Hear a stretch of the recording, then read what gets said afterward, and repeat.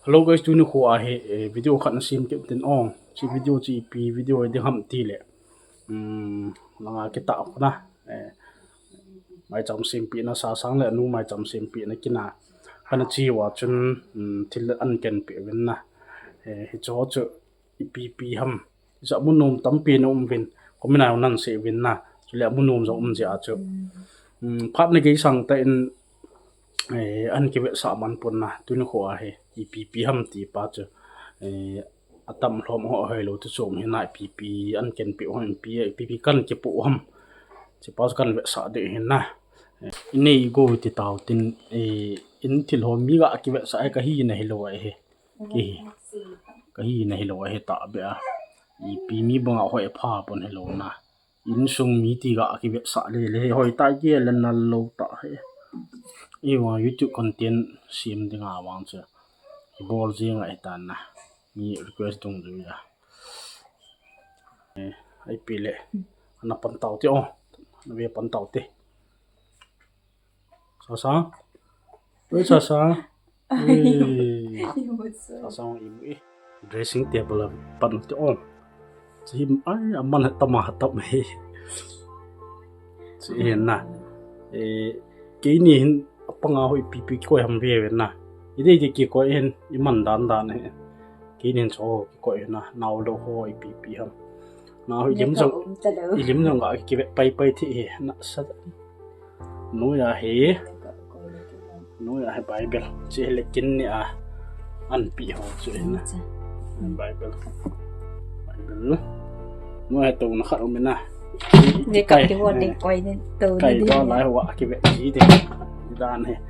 nuôi hết drawer thì quay nè thu mũ mì chỉ dressing table rồi tại nè mà này ra hôm cái thế mà nào vàng tâm này mình một tâm này ba na hết drawer nè chỉ nó sẽ chung là hết sabi lock ball the box ni ong sabi kam nom na sung hau sum ko ya kam ning di da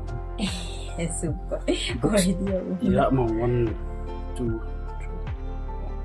ba chi hen na so it dressing table drawer ka ti so it in masa pena ga be na dressing table le drawer che in abana an ken pe chi pham te an ve ke tin nga he an bana che camera cho he le ga ko chi le sa worker putin pi ka chun tup chana ka ko ki mang pan no la he do tin ang ki mang de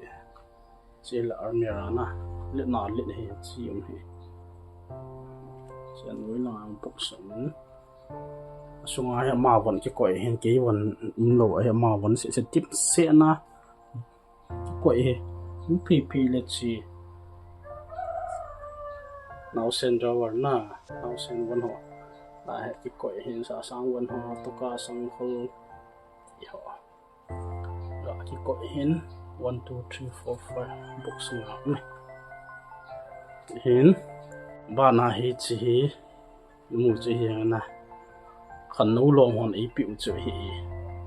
thì là coi nè in pi cái coi họ làm chỗ hay đi mà đi đàn là cái măng ấy tai trợ hệ cái nên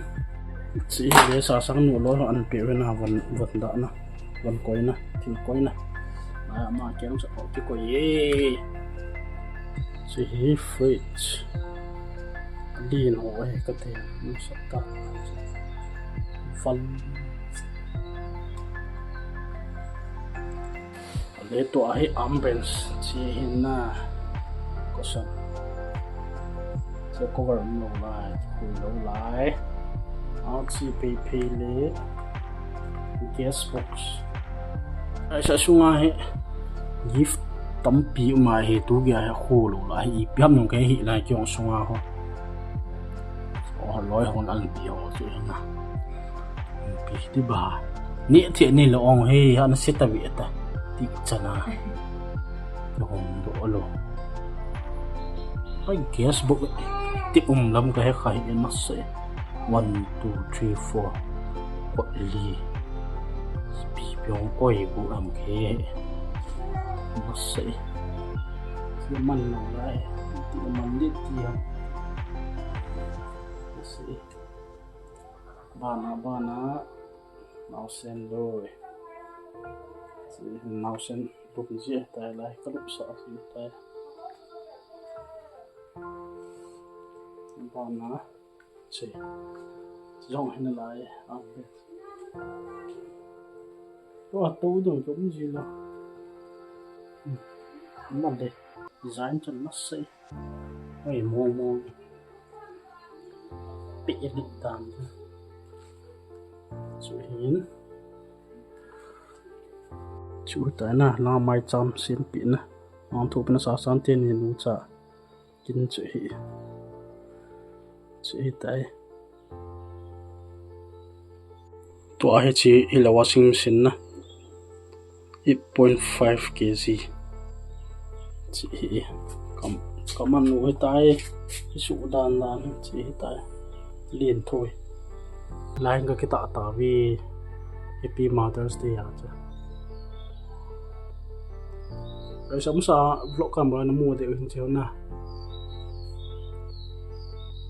dày là ôi thiêm tu thần tu chùa chú con không cầm bị cái gì kia áo tu vẫn lại dụng hệ đấy ông dày là gospel idol cái tiện là tu thần tu ti ấy đây secretary cái nắp này cái lính của hai mua bị sẽ là hết con không cầm bị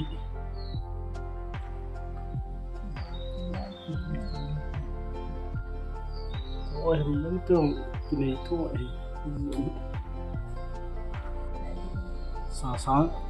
sáng này nó là khát lên này giá là điểm cái lá vàng cho cái tên na chỉ camera là về thấy lâu cô lên là zoom lăng về nó sao mà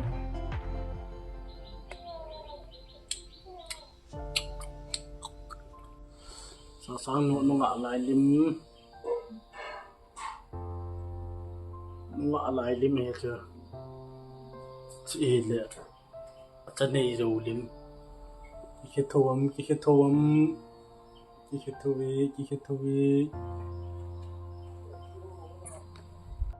xiêm đấu